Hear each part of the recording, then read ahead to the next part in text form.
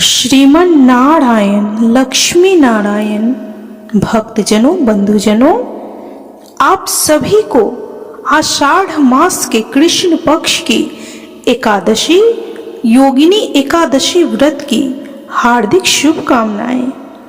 आज हम इस वीडियो में योगिनी एकादशी व्रत की कथा सुनेंगे। तो बोलिए जय श्री कृष्णा। युधिष्ठिर ने पूछा, हे वासुदेव, आषाढ़ के कृष्ण पक्ष में जो एकादशी होती है उसका क्या नाम है? कृपया उसका वर्णन कीजिए।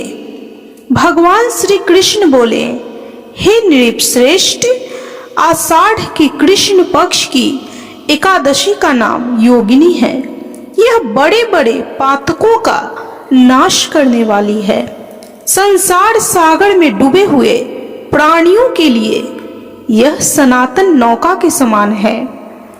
अलकापुरी के राजाधिराज कुबेर सदा भगवान शिव की भक्ति में तत्पर रहने वाले हैं। उनका हेममाली नामक के एक यक्ष सेवक था जो पूजा के लिए फूल लाया करता था।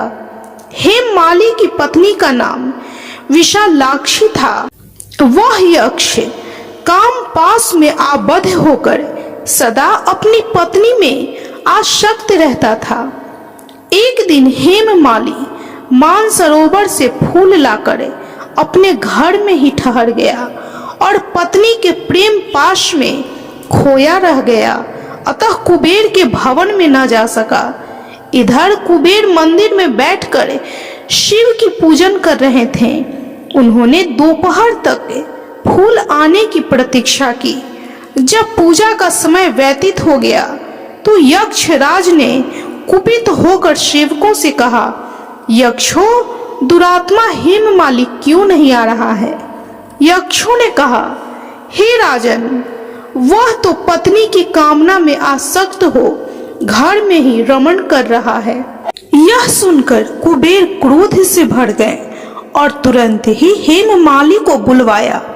वह आकर कुबेर के सामने खड़ा हो गया। उसे देखकर कुबेर बोले, ओ पापी, अरे दुष्ट, ओ दुराचारी, तूने भगवान की अवहेलना की है। अतः क्रोध से युक्त और अपनी उस प्रियतमा से वियुक्त होकर इस स्थान से भ्रष्ट होकर अन्यत्र चला जा। कुबेर के ऐसा कहने पर वह यक्ष उस स्थान से नीचे गिर गया। क्रोध से सारा शरीर पीड़ित था, परंतु शिव पूजा के प्रभाव से उसकी स्मरण शक्ति लुप्त नहीं हुई। तदंतर वह पर्वतों में श्रेष्ठ मेरुगिरी के शिखर पर गया। वहां पर ऋषि मुनिवर मार्केंड जी के उसे दर्शन हुए। पाप कर्मा यक्ष ने मुनि के चरणों में प्रणाम किया। मुनिवर मार्केंड ने उसे भय से कांपते हुए देखा और कहा, तुझे क्रोध के रोग ने कैसे दबा लिया? यक्ष बोला, हे मुनीश्वर, मैं कुबेर का अनुचर हेममाली हूँ। मैं प्रतिदिन मानसरोवर से फूल लाकर महादेव शिव की पूजा के समय कुबेर को दिया करता था। एक दिन पत्नी सहवास के सुख में फंस जाने के कारण मुझे समय का ज्ञान ही नहीं रहा। अतः राजा धीराज कुबेर ने कुपित होकर मुझे श्राप दे दिया, जिससे मैं क्रोध से आक्रांत होकर अपनी प्रियतमा से बिछुड़ गया। मुनि श्रेष्ठ, संतों का चित्त स्वभावतः परोपकार में लगा रहता है। यह जानकर मुझ अपराधी को कर्तव्य का उपदेश दीजिए। श्री मार्केंड जी ने कहा, तुमने यह सच्ची बात कही है, इसलिए मैं तुम्हें कल्याणप्रद व्रत का उपदेश करता हूँ। तुम आषाढ़ मास के कृष्ण पक्ष की एकादशी योगिनी एकादशी का व्रत करो। इस व्रत के पुण्य से तुम्हारा क्रोध निश्चय ही दूर हो जाएगा। भगवान श्री कृष्ण कहते हैं, हे राजन, मार्केंड जी के उपदेश से उसने योगिनी एकादशी का व्रत किया, जिससे उसके शरीर का क्रोध दूर हो गया। उस उत्तम व्रत का अनुष्ठान करने पर वह पूर्ण सुखी हो गया।